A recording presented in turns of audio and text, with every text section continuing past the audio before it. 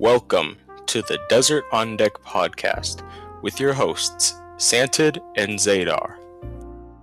Hello, y'all. It's Desert on Deck. Let's cut the intro short.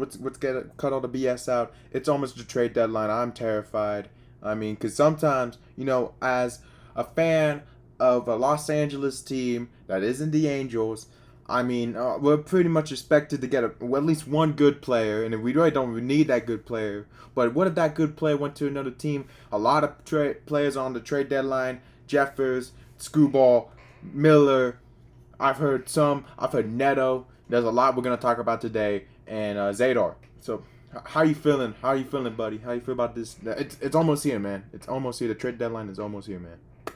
Yeah, and it's getting scary too because there's a lot of players. San Diego intrigues me. I don't know what they're gonna do. A lot of teams out there that could either make or break certain divisions depending on who they sell. If Scuba goes to specific teams, like if he were to go to the Braves, that could make them or the Brewers, they could be like a superpower, and that'd be really scary for us.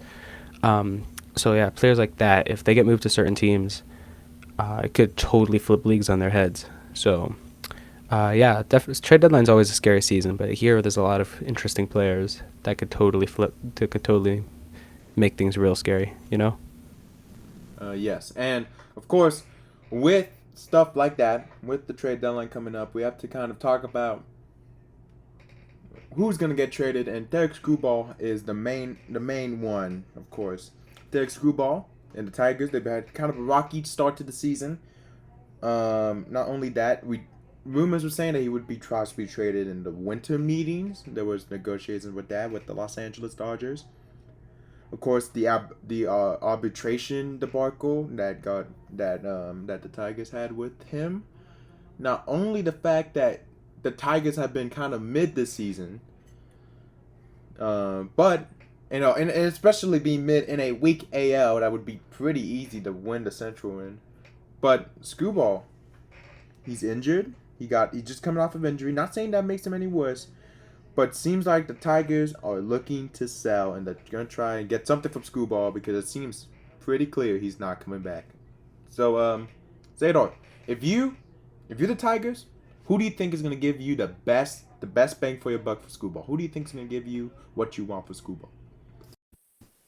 I think the two options I'm looking at if I'm the Tigers are either the Dodgers or the Brewers, because these teams have two of the best farm systems in baseball. And they're also the superpowers of the National League. But on top of that, they're really well run, and I really love the prospects they get.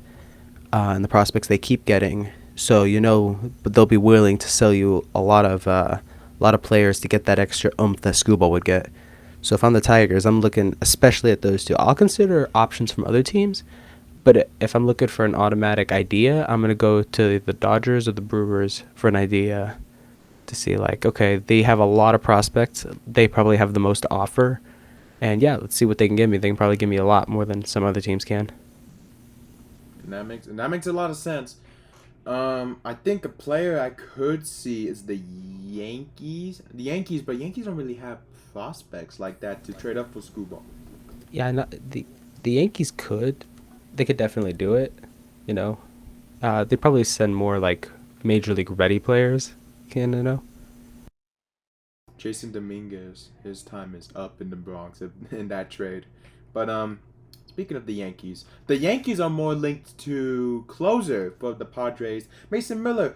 And Zaydar, I don't want to believe the Mason Miller being traded rumors, but if he does get traded, and because Padres, obvious, the farm system is non-existent, and Mason Miller's been really good this season. The Padres are really not going anywhere in the postseason picture.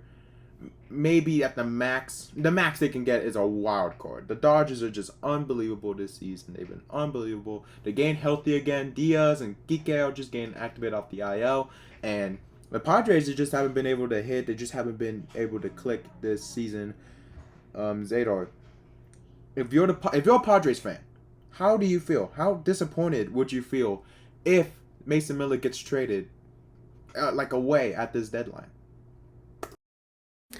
I think I got to talk to some of my Padres fans I know, but I would guess there are two main types of Padres fans: those who are kind of disappointed that there's no farm system and who want to see Mason Miller go and replenish the farm system and do their best to reset even with all the aging contracts of Machado and Tatis and Bogarts.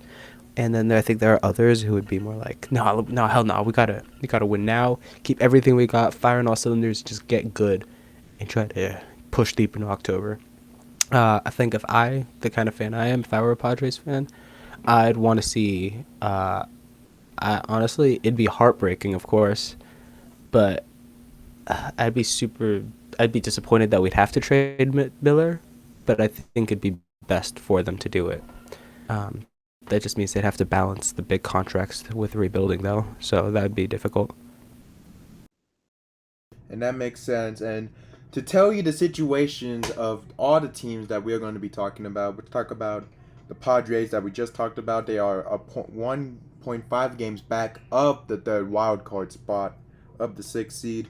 Not only that, but the Detroit Tigers are 4 games out of a wild card, and they are like 5.5 games out of the division, are they? Yes. 5.5 games out of the division. So, I mean, it's not impossible for these guys to make a playoff push, but maybe gain some players from Mason Miller, OnDeck, Screwball could possibly push you near and get you closer to that postseason thing. But a team that really hasn't really been at the level to try and compete now is the Minnesota Twins, and they were a huge story last season. They sold big time at the deadline last year, and it seems like they might consider doing it again. So, I mean, of course, we have Ryan Jeffers. He's a catcher for the Twins, right? Am I right? That's his name, right? Jeffers or Jeffers, right? That's the catcher. yeah, Jeffers is a catcher. Okay. Yeah. I keep getting my players mixed up, y'all. So I know ball, trust. I just get my players mixed up. Not only that, Brian Buxton always on the trade that always a person that could be traded, but he's injured, right? He's still injured. I think he's still injured. And if he's not injured, then he's gonna get injured real soon because he gets injured just a little bit too much for my taste. Well, he's a stud when he's healthy, but that's one thing. He's injured. That's why he probably wasn't sold at this year's deadline. Of course, Joe Ryan's always one when the Twins have trade talks. He thought he was gonna go to Boston last year. He did not go to Boston last year. Unfortunate. I would like to see him in Boston. But not only that, but we can actually see that the Twins do not plan on winning now. You can tell because of the big, huge sell that they had last season. And maybe they could finish it off little by little. And especially because I feel like Ryan Jeffers is guaranteed going to get traded. And I feel like his destination, in my opinion, is to the Yankees. I feel like the Yankees, Austin Wells, has just not been really hitting, hasn't had that oomph in that Yankees lineup. Yankees fans are mad at him. And I'm really not mad at him. But the Yankees fans are mad at him. They don't really mess with him. So, I mean, it seems like they should probably trade for him. What it would take to get him is a good question. Maybe some like decent tier prospects. Maybe Jason Dominguez. But I feel like the Yankees are a perfect fit for Jeffers. How do you feel? How do you feel, Zaydar? Jeffers on the Yankees, you say? That would be. I think I can get behind that a bit. Gotta see what happens with Austin Wells, but he's been kind of inconsistent. And Jeffers has proven to be a better catcher in my opinion. So yeah, I think if I'm the Twins, I like that trade. I like where that can get me. Even if the Yankees don't have like the best system, they have players that if I'm the Twins, I could definitely use, and they could definitely just make me a better team, or at least give me something of a better farm or organization. So could definitely help. So if I'm the Twins, I like that, and if I'm the Yankees, I think it's worth the trade, because right now if you want to get to October, right now is when you're going to do it. Well, I think that's honestly very fair. I think it's a fair trade. I feel like Yankees, because with Judge not healthy right now. With Judge not being healthy, I feel like you can use whatever bats you can to try and maybe replace or have a little bit of the same value that Judge had before he got injured. Because of course Judge has not seen the field in a minute. We really don't have a time. I haven't really seen a timeline for his return yet. Haven't really seen him do any games. No, nothing like that. I don't think Statton's on the roster. So, I mean, it's just awfulness for the Yankees. But they've still been consistent enough to be in contention, and they're definitely going to be buyers at this deadline. As they stand, they are behind the Rays, but only by 1.5 games. And a team in the AL East that we could see selling is the Baltimore Orioles. They have some contracts that are only 1-year deals. On the last year of the contracts, Zaydar, how do you think? Do you think you can see the Orioles maybe make some trades at this deadline? The Orioles are. Yeah, I think the Orioles personally would be, even though they're only 2 games out of a wild card. Most teams are only 2 games out of a wild card in the American League or something like that. So if I'm the Orioles are definitely gonna be active this deadline, and they've got guys like Taylor Ward, from the Angels. They got him over this offseason. He could probably get you a pretty penny, especially because guys like Gunnar Henderson and their catcher Sam Basayo, and they locked up Pete Alonso for a few years. So they got some guys there. If they were to get them, they'd be able to hold on to them long term. So they're definitely playing for the next 3 or 4 more years before they have to start worrying about selling and resetting. So I think if I'm the Orioles, I start selling my expiring contracts now and look to next season, see if we can get Gunnar Henderson and Jackson Holiday back on track next year, but get guys that will be able to step up next year and see if we can capture some of that 2023 magic. I don't know. What do you think, though, about selling some of your old guys now? Well, I'll say this. The Orioles have been a very disappointing team ever since the 2023 postseason where they lost to the Orioles. Right? I feel like not to the fucking Orioles, lose to the Orioles. I'm fucking stupid. When they lost to the Rangers. I feel like that was, wait, no, did they lose to the Rangers? Who did they lose to? Was it the Rangers? No, it was the Rangers. It was the Rangers. No, I think it was also the Royals. I think they also beat the Royals. The Royals also beat I think God, dude, the Orioles have been like garbage in the postseason. And that's Right? what I gotta bring up. They just haven't been able to figure it out. They had Jackson Holiday, one of the best picks. He is the fucking son. He is the son. And his brother is also coming into the league. And he's just kind of been okay. I mean, he's not living up to his father's legacy, but he's still young. But he's not been anything wowing in the majors. So if I'm the Orioles, I would probably want to try and build up the farm system again. I figure you get something good out of Taylor Ward. Taylor Ward's always been a great player. That's why they traded for him. But Orioles are very, very situation. It's kind of crazy that now, if we were talking like 3 years ago, we would never think that the Orioles would be at this point where they're trying to boost up the lineup because just Jackson Holiday, Gunnar Henderson, Andy Rutschman, he's finally coming up and finally doing good. He got selected for the All-Star game, but he just hasn't been his 2023 self. And it just seems like this Orioles team, they need to try and maybe not do a full rebuild, but maybe a little soft rebuild. Try and get themselves back on their feet because with the strength of the AL East, I just don't think that they have the roster right now to compete. And they have some pieces that they could trade, and I think they should trade them and just try to build themselves up for a future where they can contend and try and win some World Series. Yeah, I like that. That captures it perfectly.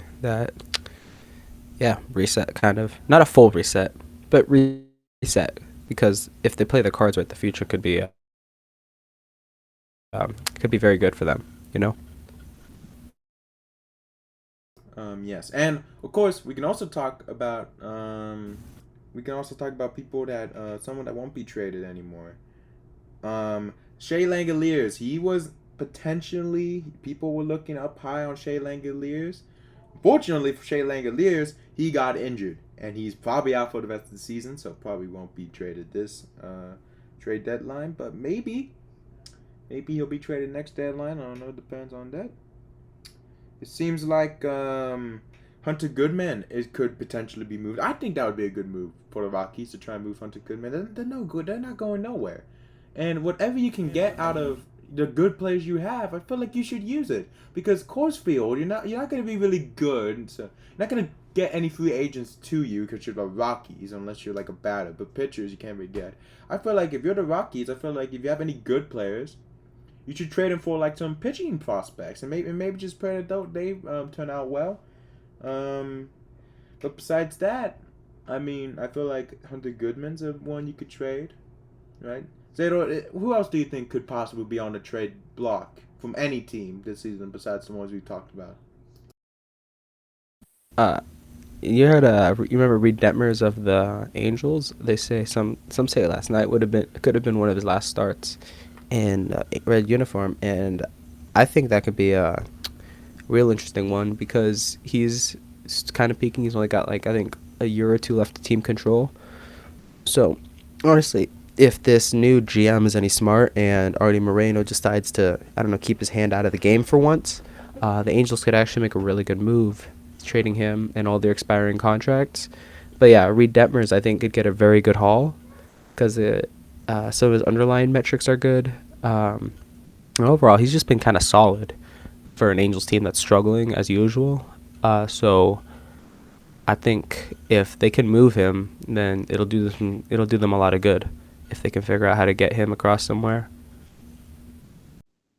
And I think that's a great thing. That's great, and I think you are right. But speaking of the Angels, I've also heard that Zach Neto, the shortstop, he's potentially on the trade block. And this comes at a time in Angels baseball where I think the ripple effects from 2023 when they bought at the deadline instead of selling Shohei Ohtani at the deadline definitely is definitely coming back to bite them. As of course back then they had Shohei Ohtani, Aaron Judge could not do anything with them. Bought at the 2023 deadline, gave up a lot of people for that, and have just not quite been able to do it. The Angels have always kind of had an idea that they are just one big bat away from, solving all the issues and going back to the playoffs to win another World Series. It just doesn't seem like that soft rebuild, that one missing piece is ever gonna come. And maybe not this season, but you could possibly see Zach Neto, like you said, Reed Debners possibly leaving the team, getting traded for prospects. But I don't know, man. If the Angels just keep doing bad, and if we have baseball next season and at the next trade deadline, don't be shocked if we don't see Aaron like Mike Trout or if Luis Severino, not Luis Severino. Goddamn, not Luis Severino. That's another guy that's on the trade thing. How do I get Severino stuck on the damn Angels? But Soriano. Soriano, thank you. Yeah. Goddamn, I get them both confused. The two studs at one point. But Soriano, he looked like a potential trade candidate, but he's kind of quieted down ever since his amazing start to the season. So I wouldn't be shocked if they were gone by the end of at the end of this. Joe Adele could possibly be traded. He had a great moment. He's kind of quieted down. A lot of the Angels are quieted down. But don't be shocked if the Angels look very different in the next couple trade deadlines. But yeah, it actually brings me bring out Severino. I think he's maybe a trade candidate last season. You possibly get something, maybe not something too good for him. Maybe an MLB ready player. I feel like the A's should probably try and build something off that really weak rotation. And it seems like the season is over anyway, so might as well just give out stuff you could just get something for it. I mean, we see them do crazier trades. They trade Mason Miller, and they have the shortstop of potentially their future, just kind of waiting in the wings there, and DeVries. Of course, we could think about. Let's talk about the Giants. They have had an awful season. You could see Devers being moved at the deadline. I mean, no one's going to really want to take on that contract. And that's another thing you have to realize with some of these players. People are not going to want to take on that contracts. Let's talk about Francisco Lindor. Zaydar, do you think the Mets are actually going to trade Francisco Lindor at this deadline? Or do you think maybe they'll trade him maybe over the next offseason? What do you think? I don't know if anybody's gonna want Lindor because of that big money he has, and also his defense is not good this year. You know, the stuff that used to win him Gold Gloves, it's not the same, and that used to be his claim to fame, and he hasn't really quite captured the magic in the past couple of years, which is so I don't know if I can depend on him to kind of rediscover his old self for the kind of money I'd have to pay him. Maybe if the Mets send a buttload of cash with him, which you know they will, because the Steve Cohen's just like that. But yeah, that's a lot of money. I don't know if I can depend on having Lindor for so many more years at a position that if I'm contending team, I'm probably not gonna want to hold on to him that much longer. You know, because I've got until 2031 if I trade for him. That's 5 more years, and who knows if he'll even be contending in 5 years. He'll just end up eating. If I'm the Yankees right now, and in 5 years he'll be old, and Aaron Judge is old, and Stanton's gonna be gone, and I don't know. It's kind of a lot, but you got thoughts if you're say like the Mariners or something, or the Brewers? Mariners, Brewers. I don't think Lindor would actually probably fit on this. Well, and again, it's like big issues. The Mets traded for Freddie Peralta this offseason from the Brewers, and I actually heard a trade rumor that the Brewers and the Mets are very interested in trading Mr. Freddie Peralta to the Brewers. I think he'd be a great culture fit. I think he'd fit great with the culture. I think he'd fit in perfectly. But something about trades, and we can talk about this as the trade deadline is always fun and always great, but sometimes trades are going to bite you in the butt. Freddie Peralta, he's been awful for the Mets. They traded for him not only this offseason, but I'll give you an example from the trade deadline.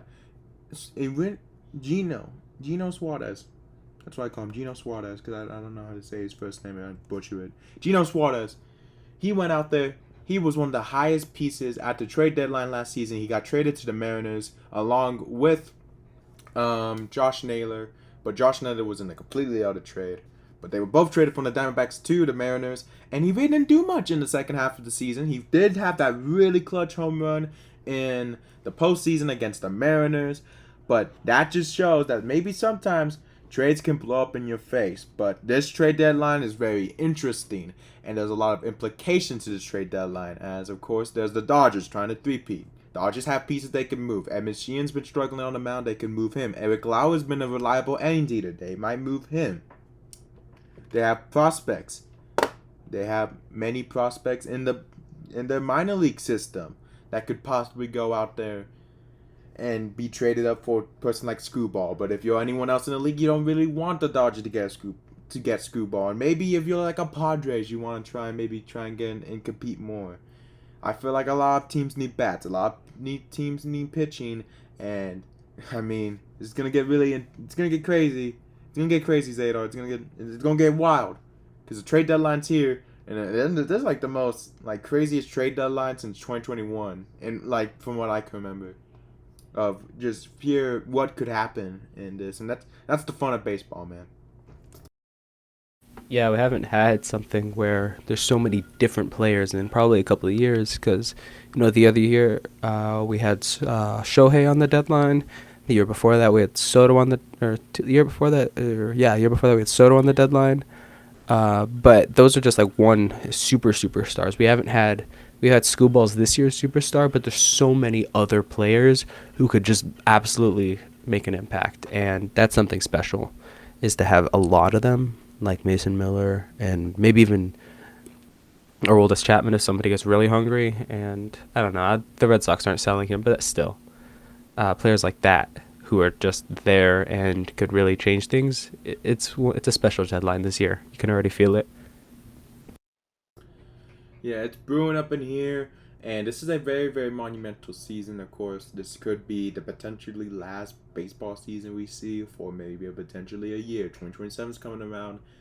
A lot of storylines coming into this. Who's going to beat the Dodgers? Dodgers trying to go back to back to back, trying to be one of the first NL teams to do it and to be the first team in Major League Baseball since the New York Yankees in the late 90s, early 2000s. So, a lot to really soak in here. Trade deadline as of this is Wednesday, July 29th. The trade deadline is on Monday at 3 p.m. And we're going to keep you all updated on this. Little trades are happening right now. The Red Sox made a trade with the Nationals, and homeboy got hurt in his first ever goddamn game. I feel bad for the Red Sox. They had a really good day. We jinxed them because we made a video on them, and now they gain all the bad luck back again. Maybe we should just let them be. Maybe we need to let the Red Sox be because we bring no good charms to them. Yeah, we seem to be a lot of bad luck charms, aren't we? With all the no hitters we keep blowing. Oh yeah, no. If you got anything good going for you, you better pray that me and Zaydar don't say nothing about it, bro. Nothing. But of course, seems like here it seems to get kind of near the end of our the baseball. So let's talk about what's happened. Speaking of Derek Screwball, the Detroit Tigers. I'm struggling to say this because it's unbelievable. They blew Derek Screwball's the bullpen, blew the lead, and lost the game. So Derek Screwball's game. Not only did he not win the game, but he's no decision. They lost the game. So if you're the Tigers, I mean that just has to be a heartbreaking for any fans in the stands there. Not only that, Dodgers and Mariners had a shootout yesterday. I don't know why did they go band for band? That was crazy. Oh yeah, it was like knock for knock, home run for home run, single for single. It was crazy. And then the ending was kind of heartbreaking if you're a Dodger fan. That was so close yet so far.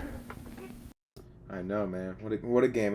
It was a great game, and even as a Dodger fan, I'm pretty happy with what happened. But of course, Edwin Diaz can end his game off the IL.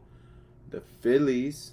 Let me tell you about the standings as we speak right now. The Dodgers, Braves, and the Milwaukee Brewers, they lead the divisions in the National League with the Braves, White Sox, and the Texas Rangers holding on for dear life as they are 55 and 52, holding off against the under 500 Houston Astros, who are only 2 games behind them.